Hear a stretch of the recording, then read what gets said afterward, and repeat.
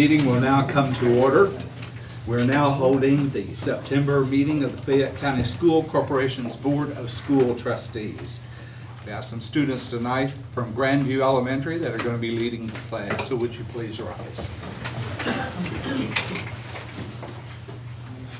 I pledge allegiance to the flag of the United States of America and to the republic for which it stands, one nation under God, indivisible, with liberty and justice for all.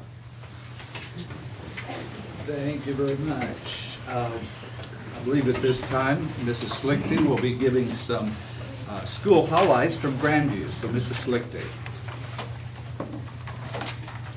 I would say we can sum up the 2013-14 school year in a word. Repeat it over and over. Data, data, data.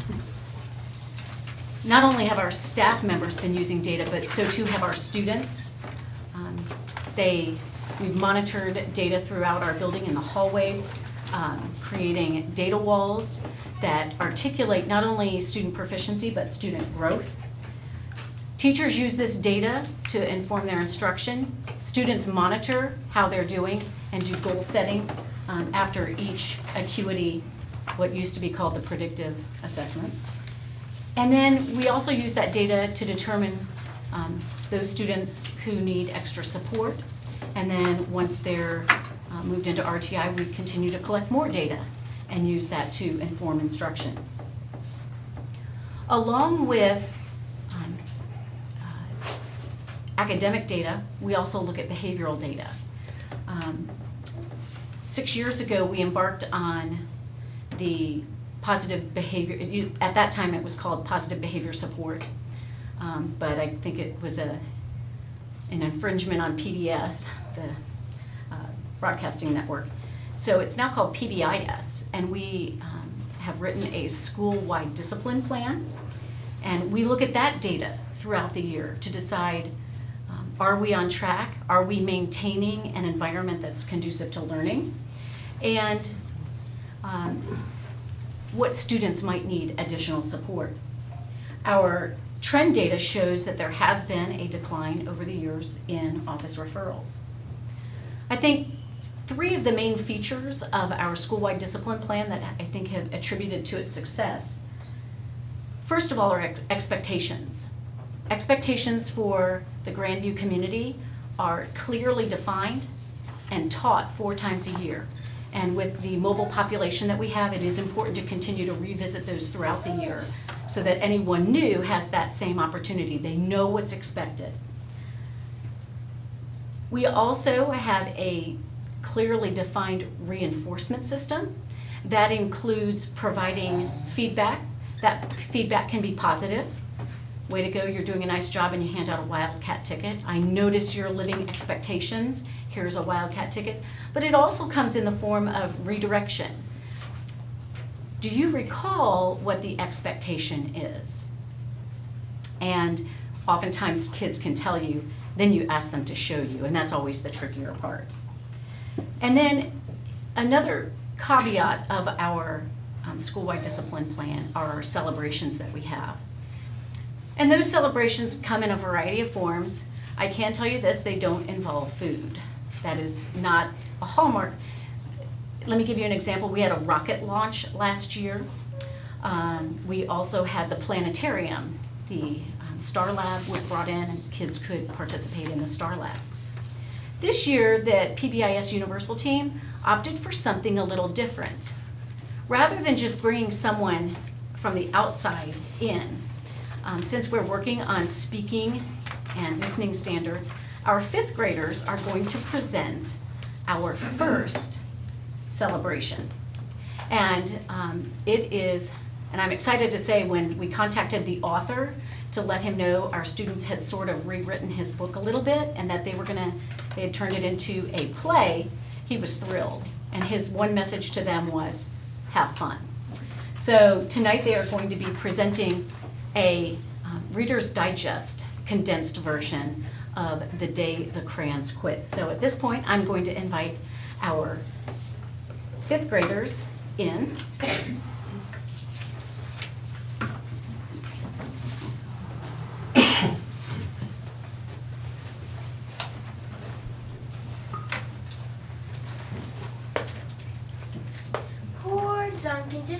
to color, but when he opened his box of crowns, all he found was letters, all saying the same thing. We quit. Beige is tired of playing the second fiddle to brown. Blue needs a break from coloring all that water, while pink just wants to be used. Green has no complaints other than the fact that orange and yellow are no longer speaking. What is Duncan going to do? The battle lines have been drawn. The day the crowns quit. By Jude Daywalt, pictures and illustrated by Oliver Jefferson. One day in class, Duncan went to take out his crowns and found a stack of letters with his name on them.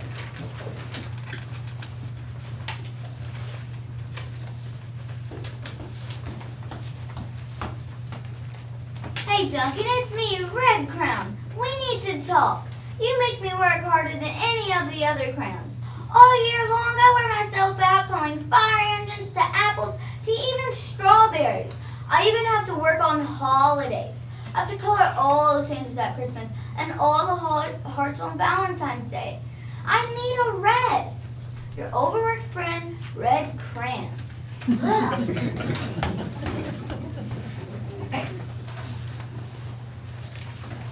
Dear Duncan, as Green Parent, I am writing for 2 reasons. One is to say that I like my workloads of crocodiles, trees, dinosaurs, and frogs. I have no complaints, no problems, and to wish to congratulate you on a very successful Common Things Green career so far. The second reason I write is for my friends Yellow Crayon and Orange Crayon, who are no longer speaking to each other. Both crayons feel they should be the color of the sun. Please settle this soon because the driving nurse is crazy. Your happy friend, Green Crayon.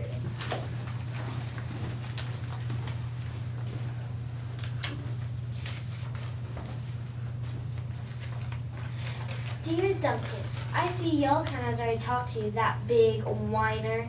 Anyway, could you please tell Mr. Tattletale that he is not the color sun? I would, but we're no longer speaking. We both know I'm clearly the color sun because you used me to color sun on Monkey's Island and Meet the Zookeeper. And your coloring pages at the day at the zoo. Orange, you glad I'm here? Your pal and the real color of the sun, Orange Crown.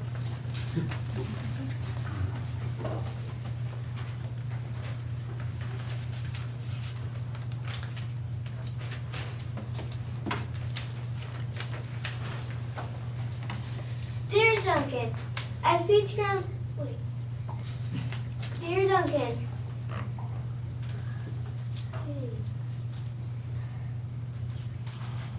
as Peach Crown,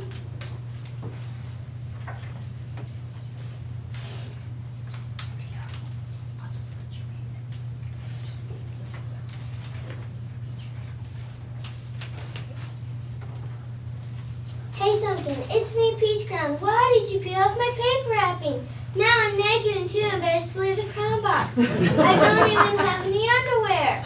How would you like to go to school naked? I need some clothes. Help, your naked friend, Peach Crown.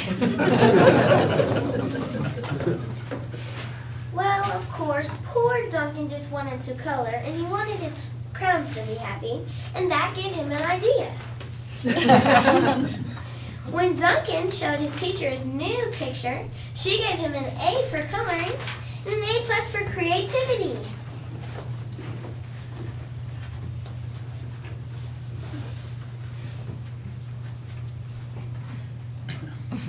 good things happen when you work together. 1, 2, 3. The day the crowns quit.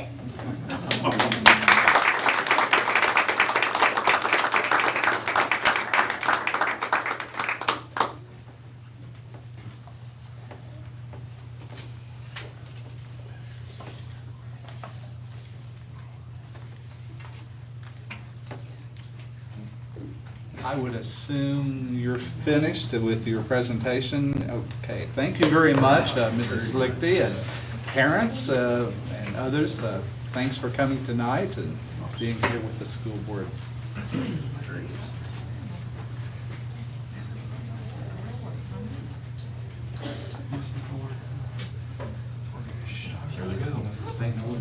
I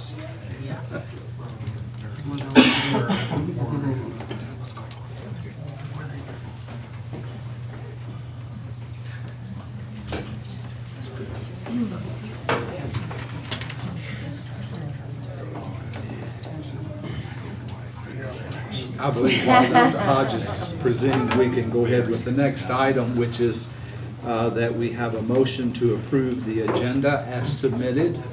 Mr. President, Yes, Mr. Hilton. I move to approve the agenda as submitted. Thank you. Do I hear a second? President, I'll second that. Thank you, Mr. Hunt. Any discussion? Then all of those in favor, please say aye. Aye. Opposed? And the motion carries. At this point, we have patron comments on agenda items, and I think we might have someone for that. Do we? Want me to just stand here? Got a pretty loud voice. Yeah. That's that fine? Maybe you should come on up to the stand if you would. Be helpful to the TV To crew. this side of the room, but that's okay. Hello, everybody. It's good to see a lot of you again. So I read the newspaper after the last board meeting and realized that the school board was considering a policy related to the carrying of guns. I think part of it was about employees being allowed to carry guns in their car that are concealed and not visible. And then the other part that really had me a little alarmed was that school board members would be allowed to carry guns into school board meetings and into school buildings. And I was really kind of struck with that. And I did send an email around to some of you, just curious as to where that came, and do understand that that's something probably that's come down from the state. That wasn't necessarily initiated here. And I got online, and as some of you know, I tend to go a little overboard with my research, but I do know that North White School Corporation in Indiana, which I believe is up the north part of the state somewhere, they did adopt this policy. And so that had me a little bit concerned that that might go the route here. And so I had a couple of different questions that I just wanted to pose to the board as you enter into your discussion. Generally, my assumption would be that you develop a policy based on a problem. So if there's a problem that exists, or if you have a policy and conditions have changed, so that you need to readdress that policy because it doesn't cover what you thought it would be, you would then look at changing that policy. So to me, policy is created to address a problem. And I don't know that there is a problem. I've not heard of there being any problem that board members would need to be able to carry a gun with them. I don't even know that we allow school personnel to carry guns into buildings. And so that was my first question. Is there a problem that precipitated this need to adopt a policy? Is it a blanket policy for all board members, or would selected members be allowed to carry? I'm not sure if it was in North White County. However, in other states, certain board members or certain school personnel are allowed to carry guns. However, they have to go through trainings that are anywhere from 2 hours to 40 hours. They have to have psych evals once a year. They have some other activities that they needed to go through, 6-hour firearm basics, 40-hour course on crisis management and defensive tactics. That's happening in North White County. So I know that there's a lot that gets considered if you're even going to adopt a policy such as this. You know, the old cliche, if it's not broke, why fix it? I don't know that we have a problem in Fayette County. And I will tell you, after serving on the board, that while some of you may have had a tenure that doesn't include this, others of you certainly have had a tenure that's included some heated discussions. I know I was a part of heated discussions. I know that fellow board members and patrons didn't always trust what I was saying. If you come into a heated discussion and somebody is carrying a weapon and you don't necessarily know about it, even if it is a rule, you don't know if that board member is carrying a weapon, to me that's a concern. And when we have been concerned in the past, when I was on the board and we had some heated issues, I think there was discussion about calling law enforcement in to be present at those meetings out of concern that there might be something untoward that takes place that everybody wanted to be cautious about. And I think that's totally appropriate that's who I believe should be in charge of the guns, would be the law enforcement people. I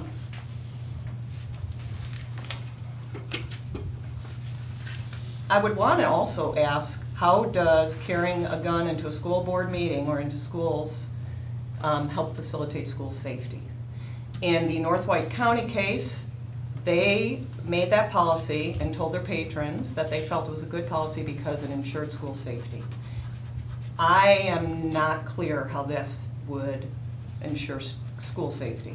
Most board members aren't in schools on a regular basis anyway, so you're not there to protect the schools. And while I do value the work all of you do, I'm not sure that in a board meeting, every board meeting is strictly about school safety. So that was an issue that I thought was concerning.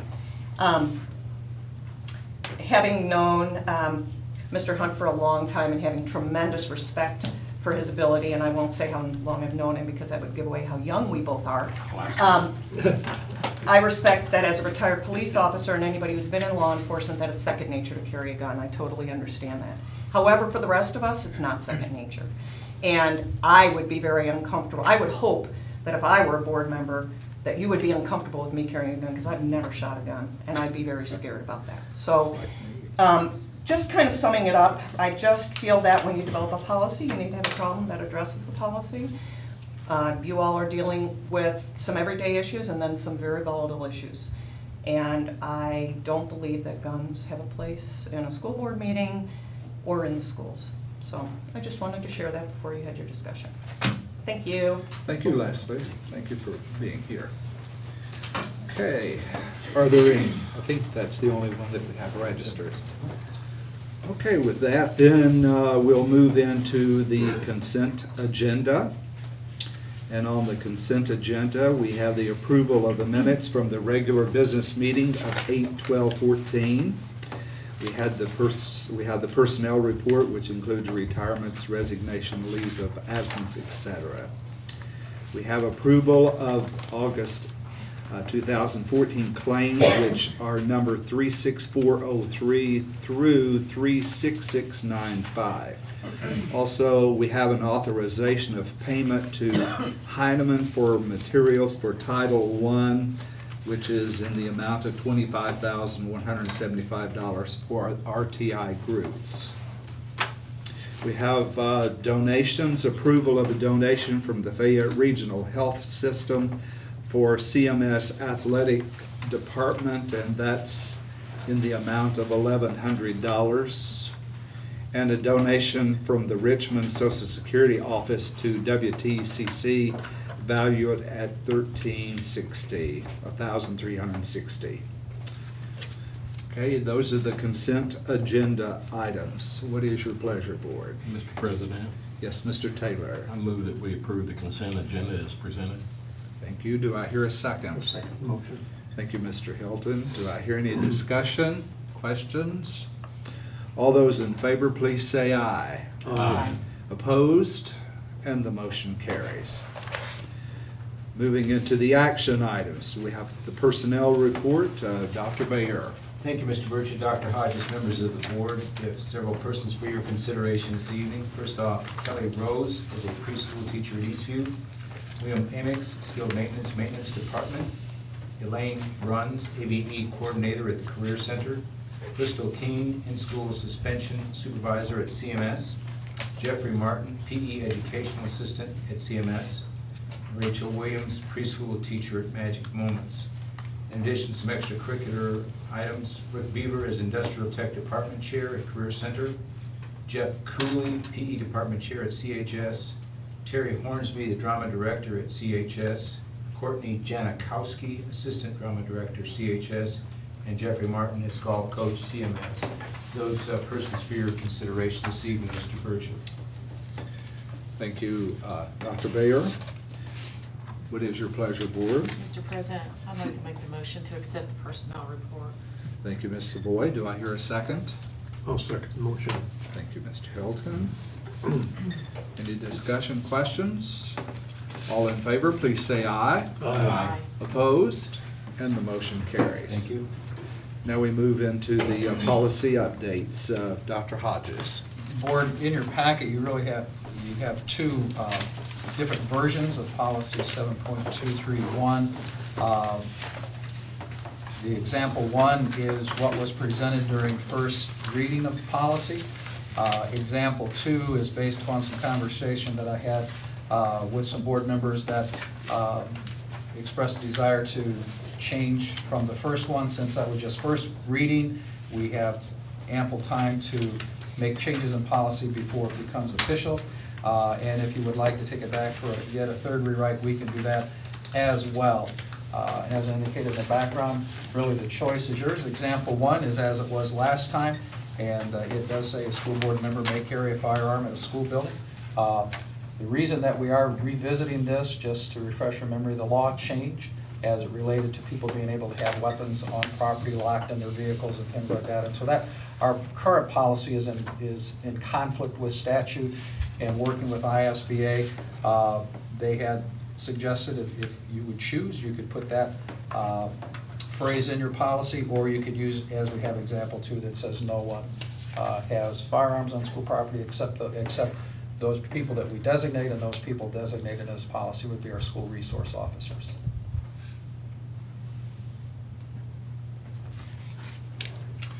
Okay. Board, what is your pleasure regarding the policy? I have a question for Dr. Hodges. On the example number two, the school resource officer, would there be a school resource officer available to be at the different functions at board meetings or school, or on school property, or at school-sponsored event? The only time we have a school resource officer is during the school day at the current time. If you'd want to expand those hours, we could look at that.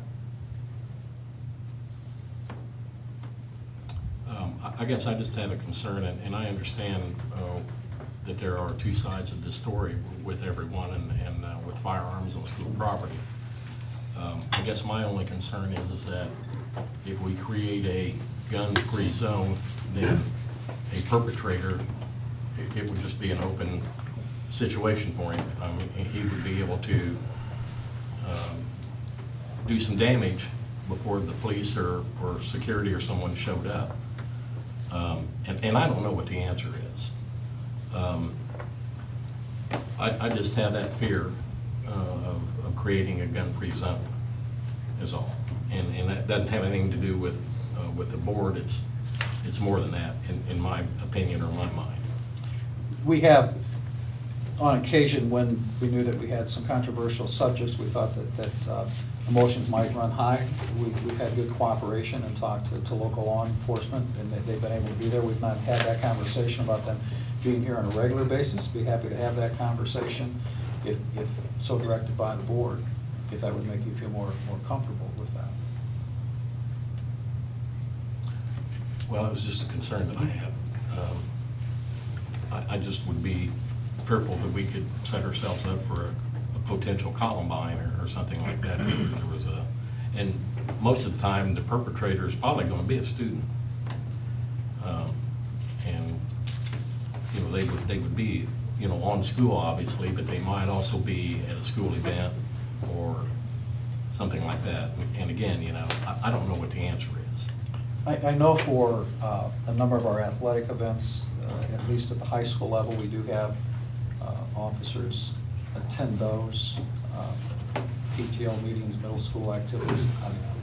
I don't believe that we do, but if that's something that you'd like for us to explore, we can do that. In the policy number 2, it outlines all of this, but the last thing that's down at the end, it says except as otherwise authorized by the board, which means if there was a potential problem or we could always ask a security person to be here. And then it does go on to say that a school resource officer is the only one that's authorized to carry. Personally, I'm just speaking my opinion, I don't think guns have a place at a school board meeting or schools or anywhere else. I agree, Ralph. You know, and to me, that's what this policy addresses. And I think if there is something, as I said, an issue that's, you know, that's different, then we authorize it as the need arises. That's just my personal. I don't think it issues the school board meeting necessarily. I mean, that's not what you're saying, right? Right, right. The issue is at a school event or on school property isn't something that might come up that we're totally unaware of. During school hours, basically. You know, during school hours or during an event. Well, I thought that's what I said too. Yeah. To include all of it, but yeah. Well, I was just saying as far, as far as it says, talking about the school board meeting. But even there again, it says may openly display, as far as openly display a firearm in any public meeting. So would that mean you have one concealed? If you go with example one, then school board members may carry a firearm at school board meetings or on school property. If you go with example two, no one is to carry a gun except the school resource officer at a school board meeting or on school property.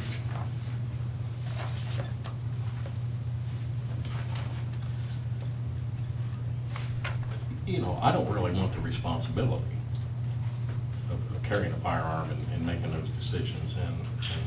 And maybe my point is that maybe the board should explore other options about having a professional or someone available. What do you think, Chris? You're the professional. Sure you've handled situations. Well, I have no problem with the policy as far as, no firearms being carried on school property. Right. I just feel confident enough that, it may or may not be an issue, but I have no problem with that policy that no firearms will be carried on school property. That's my opinion. I think regardless of what we do, there's not gonna be anything that's gonna be 100%. And that's perfect. true, yeah, that's Yes. true. I think we're just striving to do what is, generally speaking, best. And I do understand what Warren's saying as well. Well, and I do too. I mean, it's kind of a tough call.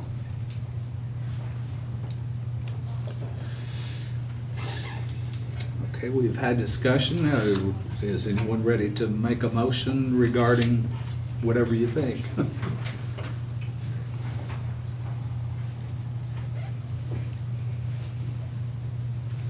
Going once? Going twice? Then I would assume we move on to the next item, which is approval of the Ford F-250 truck purchase via the State of Indiana Quality Purchasing Agreement. Ms. Tollett. Thank you, Mr. Burchett. This evening, we're asking for approval to purchase 2 new Ford F-250 trucks with the snowplow package and an 8-foot utility bed. These will be used by the maintenance department as service vehicles as well as snow plowing vehicles. They're using the state QPA, whereby the state has already bid these vehicles and we are receiving government pricing on them. So we request for approval. Mr. Green and Ms. Oakley have conducted a review of our vehicles and our mowing equipment, made a list of items that should be sold at auction, and made this recommendation that we replace 2 of the vehicles in the maintenance department. Okay. So You- Jamie, will this alleviate, the need for outside contractors to remove snow, or are the maintenance guys? No, these will be our maintenance men plow some of the lots now. Right. And these vehicles will be used to maintain those lots. But some of the larger lots are outsourced and will continue to be outsourced. They can't get to all of them in time to get school started. So Everton, Fayette Central, the high school being so big, those are all outsourced. but maintenance does take care of some of the other lots for us, Resource Center here, and our custodians help also with their tractors, mowers, have snowplow blades, and they'll do the sidewalks and things. So, Any other discussion? I need a motion, please, to Mr. President, I move that we approve the purchase of the Ford F-250 trucks via the State of Indiana Quality Purchasing Agreement. I'll second the motion. Okay, thank you, Mr. Taylor, Mr. Hilton. Any further discussion, question?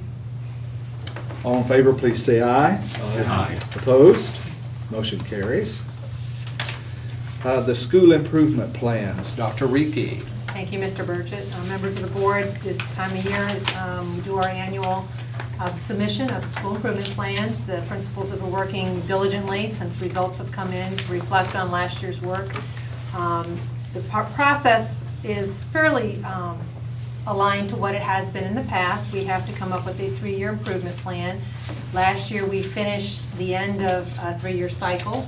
So this was our year to refresh and to really look at things, as I work with the principals, say succinctly, and let's make sure we've got all the components that the state's requiring. You were sent copies of the new plans as well as the executive summaries, and I believe the executive summaries are also pronounced or whatever, but the executive summaries are the goals, and it talks about what the benchmarks are, how they're going to measure that, and you'll see a lot of commonalities between the goals, between the schools, because what the state is guiding us to do is to support the district goals. And all of us are looking at improvement in English language arts and mathematics, and so that's why you saw some common language between the schools. What their goal is as far as how much to improve is a little unique, and depending on where they ended up last year and what their student body is performing at. What's very unique are the strategies, because the strategies are dealing with the staff that they have, the students that they have, the training, whether you've got new teachers on board or you've got a lot of veteran teachers. And the committee works very hard in making sure that they're having plans set forward that are going to make them successful, and what it's going to take to get the job done to reach the high goals, the new SMART goals that they have set for themselves.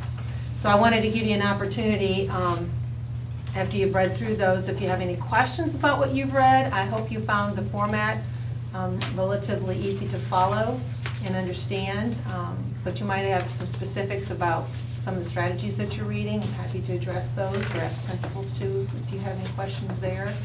I think they've done an excellent job of really streamlining the work, and they are planning on using the 3-year action plan and bringing in front of their staffs at least quarterly and looking to see how they're progressing on their goals, because I think sometimes we tend to set them aside and forget that that's the work that we're doing, and so we're going to monitor that and have a process actually in place to do so. So I'm excited about that. So do these go to the state, Dr. Reekie? Or? They do. Okay.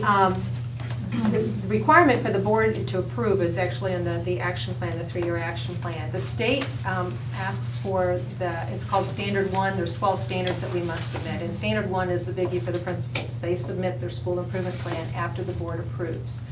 And that's the state makes sure that you turn them in. I'm not sure what happens once we turn them in and we submit them. We get a green light on our nice little chart. But that is to hold schools accountable for doing the work that's research-based and driven around your results that you're experiencing. And that way, when schools get in trouble, they have actually someplace they can go and say, well, let's see what their school improvement plan said they were doing, and then they have something to monitor. So what is the procedure that you follow, starts where and ends where locally?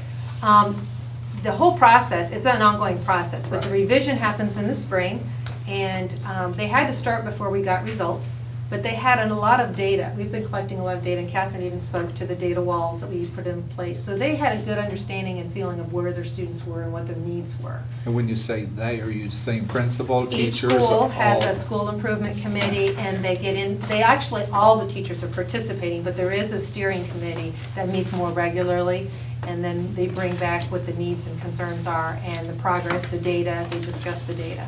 So they build from that. They take the results, and then they look forward and they discuss and analyze, well, where do we need to move? What's our next steps? What's working well? What do we need to filter out? And the committee will do a lot of the legwork in the typing and the putting it together, but then it gets shared with the staff for input. And that's kind of a back and forth. It takes a while. It took them almost summer. I know Randy met a number of times over the summer with his steering group, trying to get the new data that's available, where are results, get those in place, and making sure that those goals aligned. And until they were due to me, we were still making changes with some of the principles and trying to get it as fine-tuned as we could. So it's a very tedious process. They work very hard on these. We don't want to put them on the shelf. We want to use them and monitor them. I just wanted to make that, no, I know there's a lot of work that goes into it. It's not just something that has to be done. I think one of the things I've seen in the years I've been here is their focus on their goals and their benchmarks as really shown in their results. Is when you really monitor those and follow up. And then you make adjustments. You have to tweak when things aren't going well. You can't just let it coast that all year and not make an adjustment. So I think they're doing a great job at looking at that data and making adjustments as they need. Okay, do I hear a motion to accept, I guess, the school improvement plans as presented? Mr. President, Yes, Mr. Hilton. I move to accept the improvement plans as presented. Thank you. Do I hear a second? I'll second that motion. Thank you, Ms. Boy. Any other questions or comments? All those in favor, please say aye. Aye. Opposed? And the motion carries. Thank you. Thank you, and to all of those who were involved in coming up with the plans. Okay, that ends our action items. Now we move into discussion items, and that would be the budget, and Ms. Tollett. Well, thanks, Mr. Burton. You know, this is one of everybody's favorite meetings of the year where we have the public hearing on the budget. So we'll get to it. Tonight's process includes holding hearings on the 2015 budget, the 2015 to 2017 capital projects plan, and on the 2015 to 2026 bus replacement plan. These budgets and plans will be presented at the October 14th regular school board meeting for approval.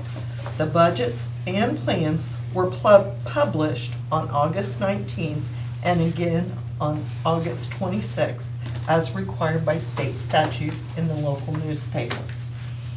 The net assessed valuation for 2013, pay 2014, was a little over $664 million.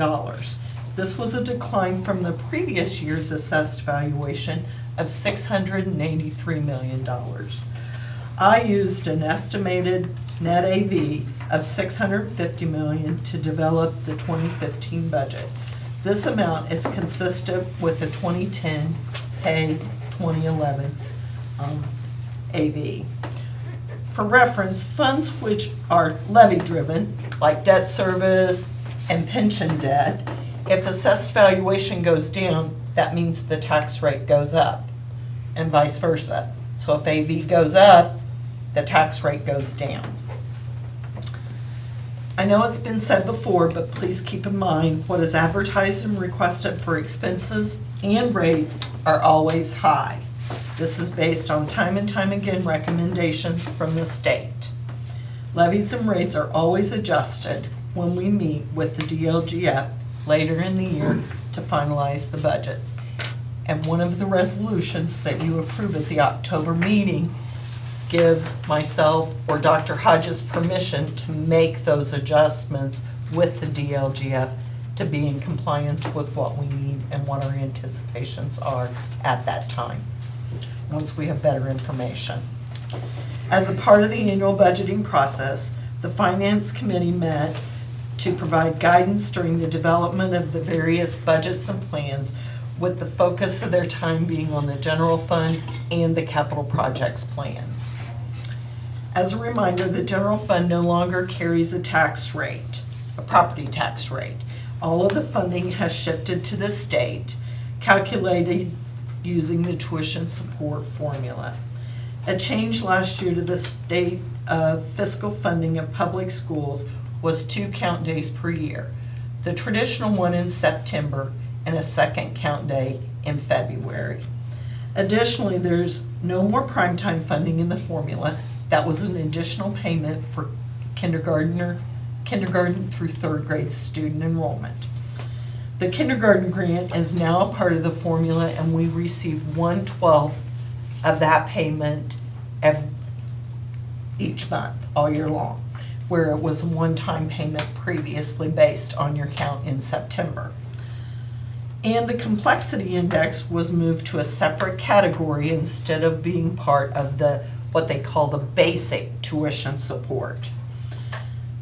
Additionally, with the 14-15 school year, the complexity index is no longer driven off of the free and reduced lunch applications. It's driven off of the students who qualify for free and reduced lunch who are included on our textbook claim in October. And you might say, well, what's the difference? Well, for us, there's really not much difference. But some school corporations have such a high poverty that they provide free lunch to all of their students. Like, we provide free breakfast in some of our buildings to all of our students. So those schools who are providing free lunch, those parents do not have to fill out an application for free lunch because their student is already getting it. So they're not getting the proper paperwork to include them on the free and reduced lunch textbook claim. So those schools may be impacted by this change in the formula and see a reduction in their complexity index. For us, I don't see that necessarily impacting us.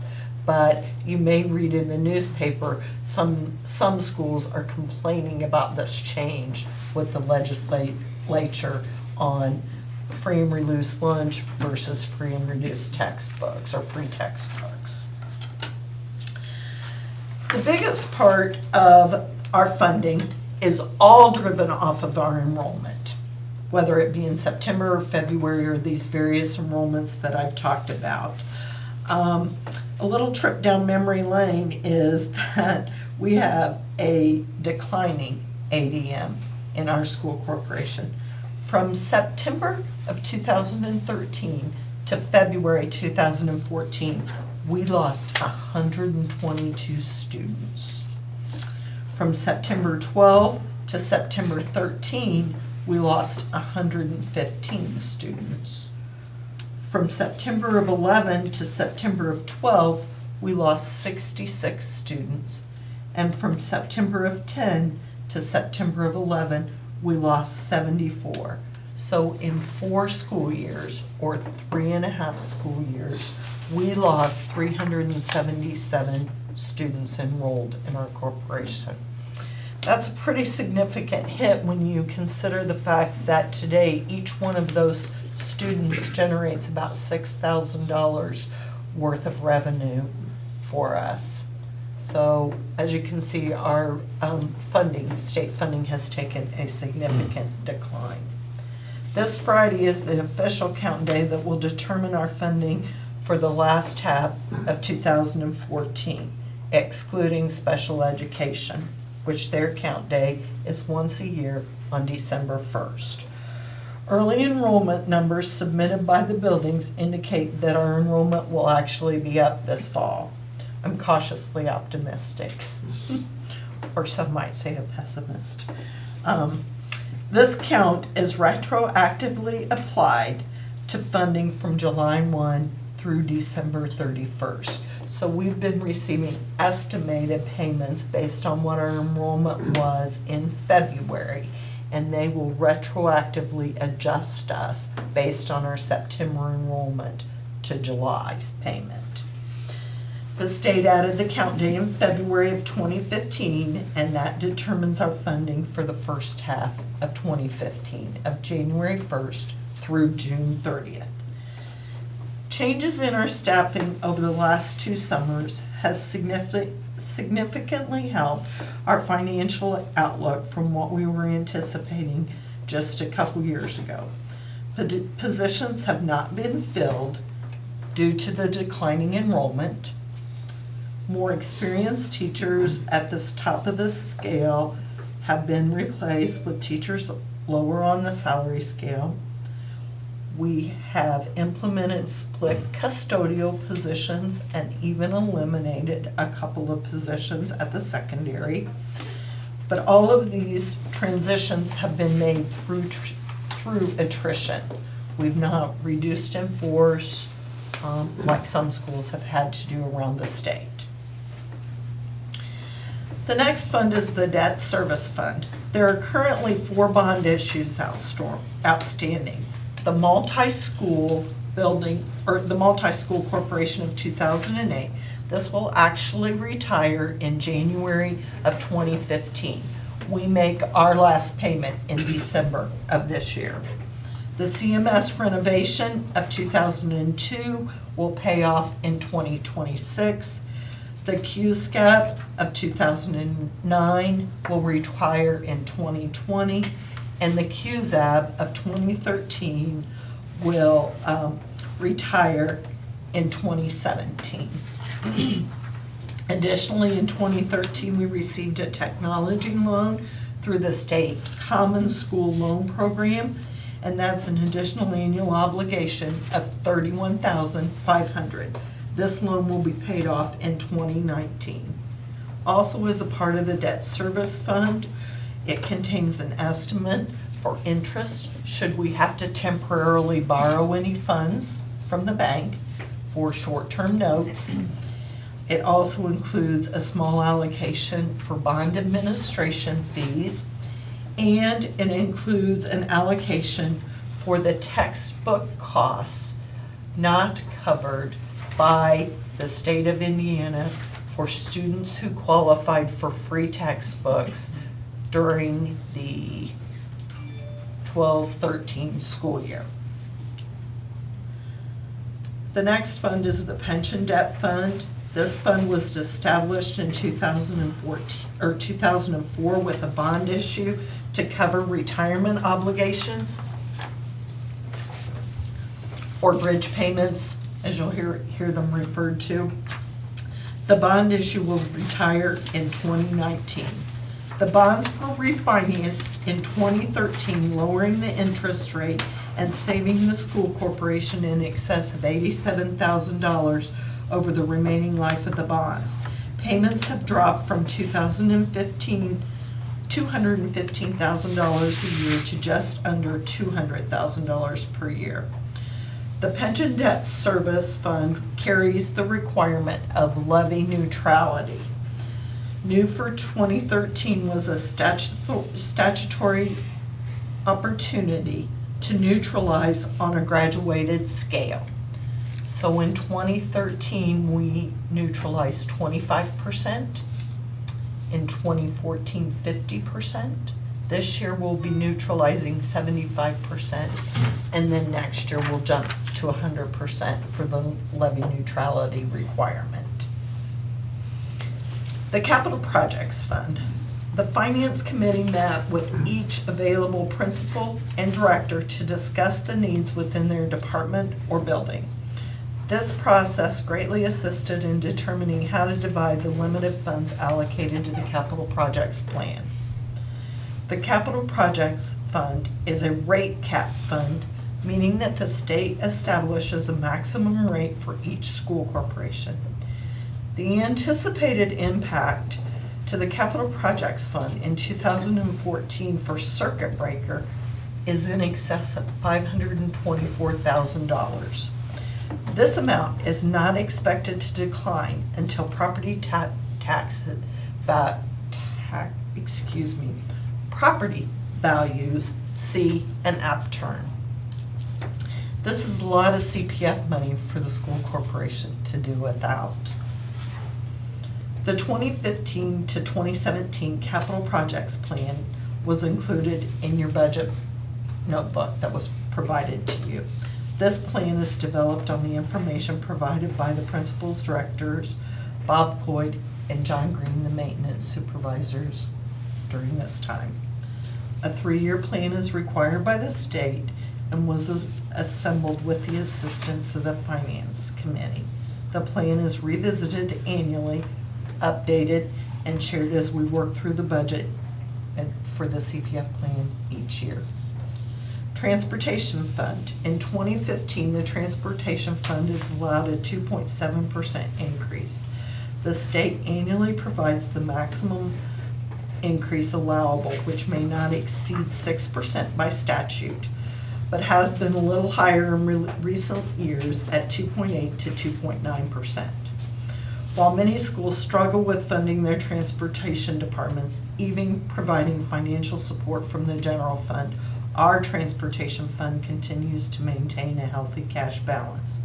The anticipated impact to the transportation fund in 2014 from the circuit breaker is just under $430,000. The bus replacement fund is limited to funding for school bus replacements only. This is based on a 12-year plan scheduling the replacement of our fleet. However, one change 3 years ago was the state taking the number of buses we had and dividing by 12 times the average price per bus. This assumes that we replace 1/12 of our fleet every year. Well, that's not how our buses were purchased. We may have purchased 3 one year, 6 another, 2 one year, 5 another, but this is how the funding formula works. So what we have to do now is be at the maximum amount they allow us to have and levy that every year. So in the years where we do not need as many buses, we're building up the cash reserve in our bank for the years where we have 7 or 8 buses to buy. So this next year is one of those years. Last year was one of those years. We are levying more than we need to make the bus purchases, but if we don't, 2 years from now, when we have 7 buses to purchase, we'll not have the cash on hand and we will not be able to levy for it. So, the rainy day fund. Again, this year, I do want to point out that the circuit breaker impact to the bus replacement fund is a little over $67,000 this year. Again, this year, the budget has been established to use some of the rainy day fund. This fund does not carry a tax rate, but it does require appropriating just like all of the other taxing funds. Specific line items included in the budget are $640,000 for student instruction for salaries and benefits. This would be used in case we experienced a significant decline and needed a go-to place to be able to continue to pay salary and benefits of teachers. Or if some of you recall, about 5 years ago, the state did not pay us 1 month and kicked it out to pay 13 pays in another year. This would give us the cash of some place to go where we would be able to do that. We have done this practice for a couple of years now, but we've not had to use those funds. In addition to that, we have budgeted $36,525 as approved for the part-time technology staff members. We have $250,000 in bridge payments budgeted, which was a transfer from the transportation fund and specifically identified for the bridge payments when funded. Additionally, there are capital projects, $500,000 for the Spartan Bowl floor replacement and possibly the drainage tile that runs underneath it, $200,000 for the Everton roof replacement, and $250,000 to help with the impact of the circuit breaker to the capital projects fund should it be needed. Several times throughout the presentation, you've heard me reference the 2004 circuit breaker impact to a specific fund. In total, our anticipated circuit breaker impact for 2014 is just under $1,025,000. Just what is the circuit breaker? This is the amount that's levied by various taxing units that will not be collected because it's over the caps. 1% on residential property, 2% cap on rental property and agriculture, and 3% on all other real property industry. Why is this important to us? Because these are taxes that are levied but we will never collect. While corresponding expenditures are included in the various budgets presented, we won't actually be able to make those expenditures at that level because we won't collect the revenues to support them. So $1 million of what you approved last year will not be able to spend from those various funds, and that's not expected to change. At the October board meeting, the following will be presented for your consideration. A resolution of appropriation and tax rates for the 2015 budget, a resolution to adopt the 2015 to 2017 capital projects plan, a resolution to adopt the 2015 bus replacement plan, a tax levy neutrality resolution for pension debt, and a tax levy resolution to allow for reductions to the approved budgets when meeting with DLGF to finalize for the 2015 budget. I'll be happy to entertain any questions from the board and/or the public since this is a public meeting. How much is in the rainy day fund? About $6 million. Should be on the fund report you get each month. So, It's non-committed, right? some of it has been identified, transfers for the Everton, when we refinanced some bonds, that money was identified for Everton, that's what we would be using for the roof replacement. Additionally, we did a transfer from the transportation fund last year to the rainy day that was specifically identified for bridge payments. We made bridge payments from the rainy day this year, and we'll make bridge payments from the rainy day next year from those proceeds. The other money can be used for, I believe it's all other general operating expenses of the school corporation, which would include capital or general fund. I do not believe you would be able to buy buses out of it because you are unable to purchase buses from any fund except bus replacement, and they are adamant about that. Okay, thank you. You're welcome. We have opened up this audience. Anybody here has any questions, you're certainly welcome to do those at this time. I think they're asleep. Seeing none, then I'll close the audience participation. Board, do you have any last minute questions or comments? This is a discussion, so it does not require any action tonight. Thank you, Ms. Kellum. Very good. Very good. You're welcome. I'll be brief next month. I'll just ask for your approval. We have a lot of information to present. Okay, then we'll move on. We have the summer school reports. I'm not really sure who's going to, are you going to I'll get it started. get us started? Okay. Sure. Thank you, Mr. Burchett. We like to always give the board an update on how our summer school went and some of the results, et cetera. And with me this evening, we have Mrs. McCurry's going to give us a little bit of information on the elementary, and I think Mr. Elliman is going to fill us in on some middle school highlights, and then Mr. Judd on the high school. But some of the differences this year, just in general overall, with our snow days that we had, delayed graduation, et cetera, we actually didn't start summer school until June 9th, which is a week later. So the elementary and middle school were only 3 weeks instead of 4 weeks, so that's something to consider. Middle school did go 5 hours a day instead of 4 to make up some of that time. They're not held to the same standards as the high school, because the high school is not remediation necessarily. They're doing high school level courses. that have to have a minimum number of minutes, and so they were able to work in their time. They did 2 sessions as they have done in the past, even though we started a little bit late. But their change this year was moving to the middle school because of all the construction at the high school, so they had their own challenges there. But overall, it went extremely smooth, and I think you'll be happy to hear about some of the results that we were able to experience. So Mia, if we will start with you, please. Good evening. This year, we had over 230 students participate in the elementary summer school, and our attendance rate was at about 91%. And I think contributing factors to that were that breakfast and lunch were served every day, hot meals, and I saw a lot of children eating every day. Also, starting a half hour later, I think, was a really big help.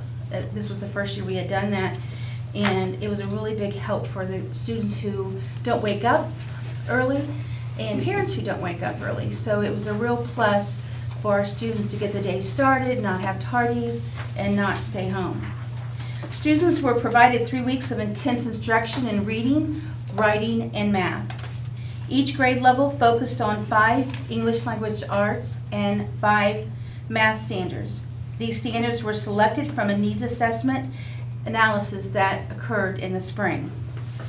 There were various assessments used.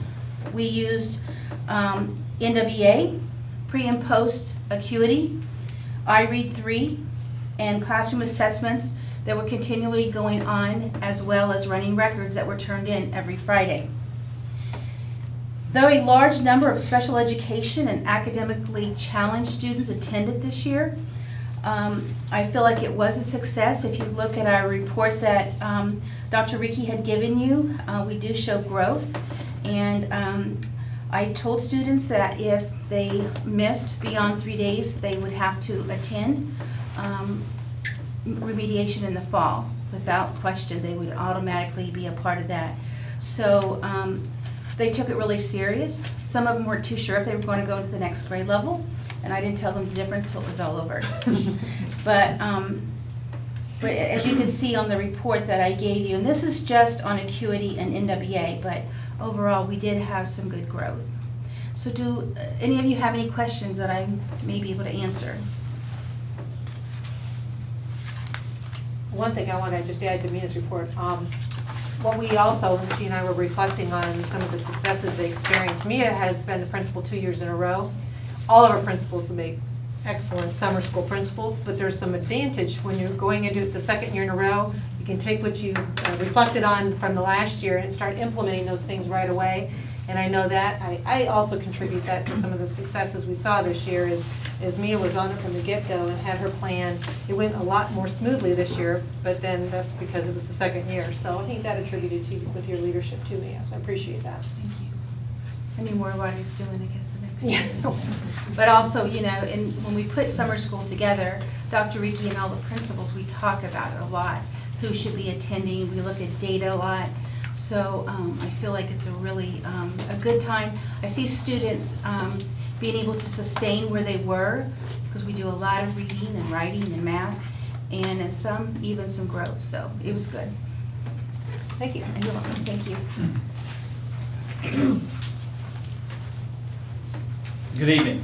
Connersville Middle School had 43 students in their summer school program, 18 eighth graders and 25 seventh graders. I want to add that this is a number that continues to decline. Just 4 years ago, we had over 100 students in our summer school program.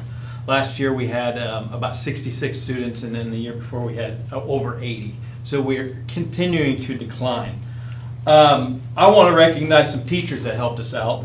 Mrs. Sandy Peck, Mrs. Emily Whitaker, and Mr. Steve Luby. These folks provided intense instruction on algebraic functions, literary analysis, and reading comprehension during that 5-hour session for that 3-week period. We also used acuity pre and post test, and I'd like to share some information with you that occurred with this testing. During the pre-test with our 7th graders in math, we had a 28% pass rate.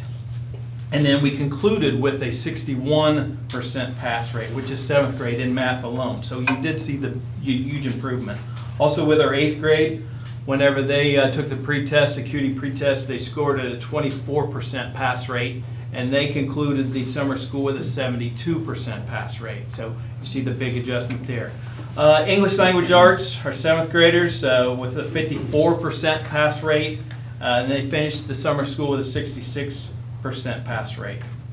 8th grade, English language arts, their pre-test, they come in with a 41% pass rate, and then they finished this summer school with a 45% pass rate. So I felt like there was such growth throughout all the areas. We would also like to thank Mrs. Nina Munson and her staff for providing a healthy breakfast and a hot lunch every day, free of charge. Also like to thank Jane Oakley and her drivers for getting the kids to school and home safely.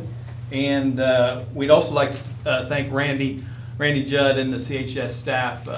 We couldn't even tell that they were in the building. And hopefully he's going to say the same thing about us. But no, it was a great summer school. The 3 weeks was awesome. We had 92% attendance rate, and we had 100% attendance rate on the very last day of summer school. So, and we do have a promotion ceremony for our 8th graders on that very last day. So, if you have any questions, I'll be glad to entertain them. Thanks, Don. That's good, thank you. Good evening, I'll be brief. We had quite a summer, not being able to get into our building, and I can tell you I heard a lot of whining, a lot of it. I looked around my office and there was no one there but me. The teachers and the students didn't miss a beat. Students are so flexible. They were appreciative of having a nice school to go to. In lieu of not being able to go to our own nice school, the middle school is an excellent building. I love that building. It's a nice place to work. I want to thank Beth and Tony and Trent. They were very gracious hosts. I'm sure it's not easy to have a life where you're used to 12 to 14-year-olds in your building, and then all of a sudden you have kids show up that are driving and have beards, and it's a different situation, but they handled us with kid gloves and grace, and I appreciate their hospitality. We had a very successful summer. Again, I'll tell you that the high school kids loved the free breakfast and the free lunch, and I compliment Siobhan and her staff, Mrs. Mustin at the middle school. They did a great job, and you guys, if you were there, would have definitely wanted to try some of the meals that they had for the kids. They were excellent. We had 186 credits earned this summer. 143 students earned those credits, so some of them were involved in both sessions. 26 more students were enrolled but did not finish or did not show up. So we didn't quite wind up seeing everyone that signed up, but a lot of the ones that did sign up were very successful. If you look at your charts, we only had about 8% of the students who did not get credit. And many of those were students who missed more than the 3 days that we will allow them to miss. We have a policy, we believe it's very important, and you're only in school for 15 days to earn that credit. If you miss more than 3, then you've missed something. And so once they miss 3, we tell them, well, you're withdrawn. And after the first 3 days, if you miss 3, you get an F in the class, and the kids know that. So that's a pretty good statistic, only an 8% failure, and most of those were kids that just didn't hang in there. The most exciting and probably the most important part of summer school for me were the kids who took their ECAs. They took their English 10 exam and their Algebra 1 exam. Out of the 16 students who took their English 10 exam, 9 of those 16 passed. So that shows you in 15 days there was a lot of learning going on, a lot of progress. And these are kids that have taken it before and didn't do very well. That's why they're taking it in summer school. And they were prepared very well. And Algebra 1, not quite as good, but the algebra kids, most of them in our school have been passing that. This year we were at a 90% pass rate for the 10th grade cohort. So you have a small percentage of kids who haven't passed that test. Those kids showed up, and 5 of the 14 who took the test passed it. And these are not your top students. These are students who have struggled to pass in the past. But in the 15 days that they took that course in the summer, they were able to pass the exam. So that's exciting. We had 34 students who participated in summer band. We had 19 students who completed summer agricultural experiences, the SAE program. And even though we don't get reimbursed for it by the state at all, kids do earn credits in the summer by signing up for online classes, not through the high school, but online schools. 43 students completed classes that counted as high school credit during the summer. And so that's quite an accomplishment for those kids too.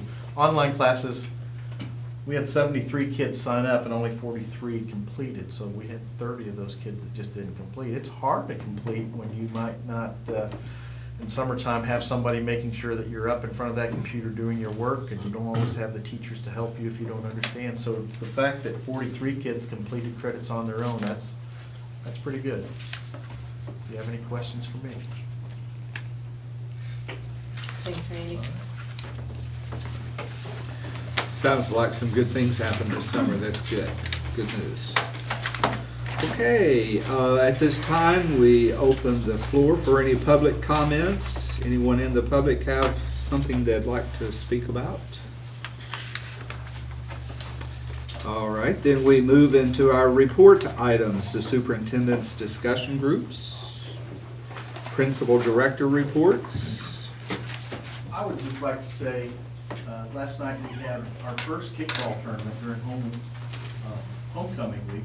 We've always had the Powder Puff games where the girls participated in the past. And in recent years, the rules weren't strict enough to maintain control sometimes. So we switched to allow boys and girls to compete in kickball, and we had a great evening. I will tell you that the teachers came in second, but we were put in the championship game without working our way through the bracket. It was a good night. I think the senior class made over $900, and the junior class is already thinking of some ways to make it better for next year. So it was a lot of fun. We have homecoming Olympics tomorrow night. Thank you. Director of Personnel report. Thank you, Mr. Burchett. Just a couple of items for you. Our new teacher workshops will begin next week. This will include items such as classroom management class, special education, also guidance counselors will be meeting with Kay Raleigh, and so we're off and running with those classes to help them facilitate and enhance their skills. I had a chance also to visit all but 4 of our new teachers. They're off to a great start. It's been exciting just slip into the classroom, see all the technology being used and iPads and students being engaged. So off to a great start. Hats off to the principals who conducted interviews this summer, selecting good people, and hopefully make a difference for kids. We'll keep this ongoing achievement that you heard about tonight ongoing and continuing in a very positive way. And then finally, all of our special committee groups are starting to meet this month. We met with our wellness committee yesterday.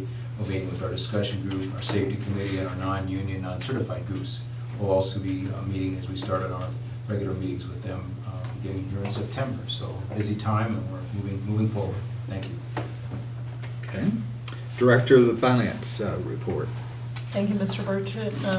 Just want to thank you for suffering through the budget presentation and also for approving the vehicles.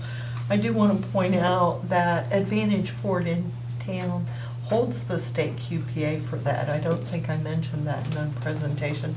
So we will be buying those from a local vendor. So just wanted to make sure that you were all aware of that. Good. Thank you.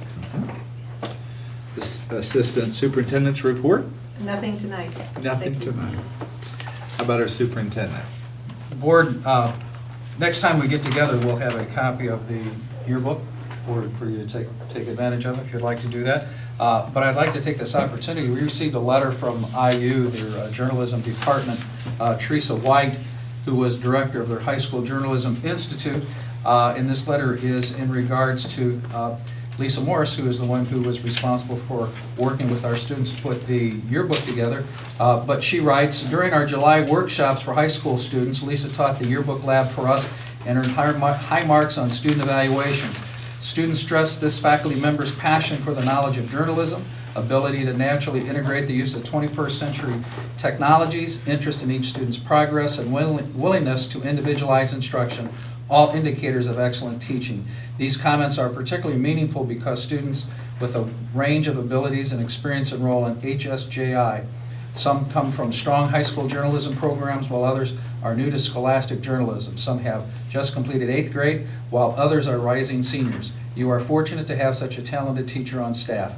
Many education reformers fail to recognize the contributions of outstanding teachers and administrators. They haven't had the privilege to see Lisa inspire, challenge, coach, and motivate students to achieve. Your students are fortunate to have someone like her as both an instructor and a role model. We appreciate having Lisa as our colleague on the IU HSJI faculty this past summer. I thought that was noteworthy enough to bring to your attention tonight. Also at your table, you'll see that there is an invitation there about our next board meeting. October, we historically have an open house with our administrative team, and so if you will communicate with Cindy your availability on that evening, that would be much appreciated. Thank you. The good of the cause from any board member? Ms. Lichty, I think you were out of the room, but thank you very much, you and your students, for presenting tonight. With that, I'd like to mention Mr. Tyler. oh, absolutely. I know Go for it. we're all aware of it, that Mr. Tyler's in the top 10 competition for the Teacher of the Year in the state of Indiana, and I think that's great, and I want to wish Roger the best. Very good.